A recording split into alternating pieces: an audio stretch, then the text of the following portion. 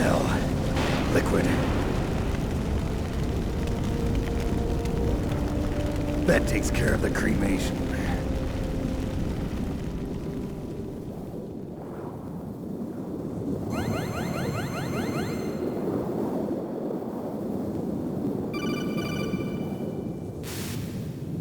Snake, the elevator's working. You fixed it? No, that's the weird thing. It just moved by itself. It's headed your way now. Is that so? Okay. That explosion before, what was it? Oh, I had to take out that helicopter. Helicopter? That's incredible, Snake. Listen, I just want to make sure again. This is the way to get to where Metal Gear is being stored? Yeah. The entrance to the underground maintenance base is towards the back of the snowfield ahead. Okay. Find a safe place to hide out for a while.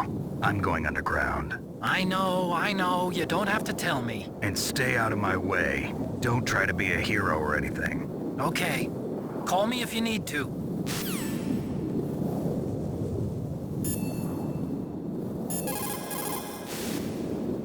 I don't know why, but the elevator just started working again.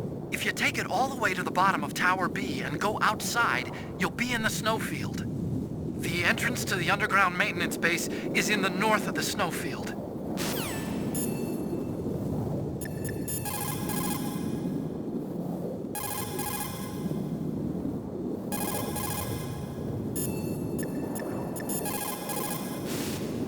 My God! You actually shot down that hind! You're the one who said I could do it with a stinger.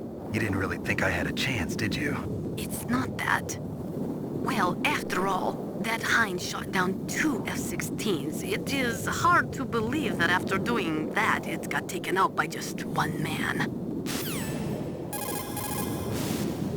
As long as the strategy of nuclear deterrence continues, nuclear weapons may be reduced, but they will never be eliminated. If you think about it, nuclear reduction does not mean much without elimination as the ultimate goal. I used to work in the DIA. I figured the only way to achieve nuclear elimination was to work from the inside to convince them of the ineffectiveness of the deterrence theory. Seems like you're pretty focused on that issue. Victims of nuclear radiation are a sad thing to see, and I have seen a lot of it. I have seen more than enough of it. I was born and raised in Pripyat, Ukraine. I was 10 years old on that day, April 26, 1986. You don't mean... Yes, Chernobyl. That is the day that changed my life and thousands of other lives. I live just 3 kilometers north of there. 600,000 to 700,000 people were evacuated. Over 650,000 children suffered the effects of radiation poisoning. Between 1986 and 1993, 12,000 children died. My parents, and many others like them who helped in the cleanup, died a few years later from radiation sickness. We must rid this world of all nuclear weapons before they cause more misery, before they destroy the delicate environment that keeps us alive. I will not allow this pain and anxiety to pass on to yet another generation. If we do not drastically reduce the number of stockpiled nuclear weapons, it is going to become easier and easier for terrorists to get their hands on them. That means more terrorist attacks like this one.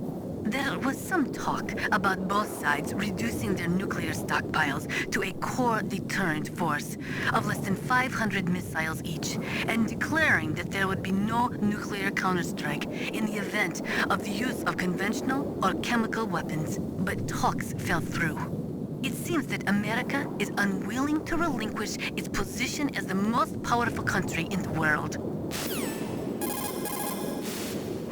There is no doubt about it. After the Cold War ended, the chance of a full-scale, worldwide nuclear conflagration was diminished. But on the other hand, the chances of local tactical use of nuclear weapons greatly increased. Civil wars, revolutions, regional disputes. It seems like there is a new war popping up somewhere every day. And many of them are the result of centuries-old hatred between different ethnic or religious groups. These people do not think rationally or logically. In such conflicts, there is no concern for the high civilian casualty rate, and international criticism means little. A nuclear deterrent is meaningless because emotions run so hot. Furthermore, unlike strategic nuclear missiles, the decision to use tactical nuclear missiles is in some cases left up to battlefield commanders. It is pretty scary. As long as nuclear weapons continue to proliferate, the chances that someone is going to use them will also continue to grow. Ironically, the policy of nuclear deterrence has prevented the elimination of nuclear weapons. The entire basis for determining them to be illegal has been undermined by this military policy. In other words, nuclear weapons cannot be declared illegal because we have an entrenched policy which makes them legal ipso facto. America and Russia are not the only countries with nuclear weapons.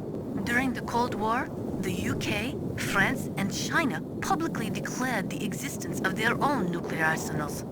Since we entered the 21st century, we have confirmed the existence of nuclear weapons programs in countries throughout Africa, the Middle East, South America, and Asia. Nukes are steadily proliferating. The 21st century is paying for the 20th century's failure to plug the holes in the NPT and for the IAEA's failure to tighten nuclear control measures. The IAEA was established in 1957 to oversee peaceful as well as military applications of atomic power. But the IAEA can only investigate those countries which request an investigation. Furthermore, the timing of the inspection must be approved by the country in question. They are not allowed to do sneak inspections. The country that is being investigated can even dictate the nationality of the inspectors that they will allow in. In the late 1970s, Iraq would only allow inspectors from Bulgaria and Russia to enter the country. The IAEA does not even have the authority to level fines against countries who have committed infractions. After the Gulf War, they discovered that Iraq had been developing nuclear weapons in secret right under the investigators' noses. Unfortunately, as an organization, the IAEA just did not have the teeth to effectively stop the proliferation of nuclear weapons and technology. In 1970, all 5 nuclear powers, America, the Soviet Union, France, England, and China, signed the NPT. The treaty provided that the non-nuclear equipped countries could receive assistance for peaceful applications of nuclear power. But military applications of nuclear power were strictly prohibited, and the IAEA was given the responsibility of investigating countries who were suspected of being in non-compliance with the NPT. But the IAEA could not stop the proliferation of nuclear weapons either. Not only couldn't the IAEA levy any penalties against violating nations, but it became impossible to distinguish between technologies which would lead to military development and technologies which were for civilian applications. Russia could no longer pay enough money to its leading scientists, so they sold their weapons and weapons technology to the highest bidders. NBC weapons flowed into the hands of dictators and terrorists. The military balance of the world crumbled. The world has never seen the balance of power shift so quickly and dramatically.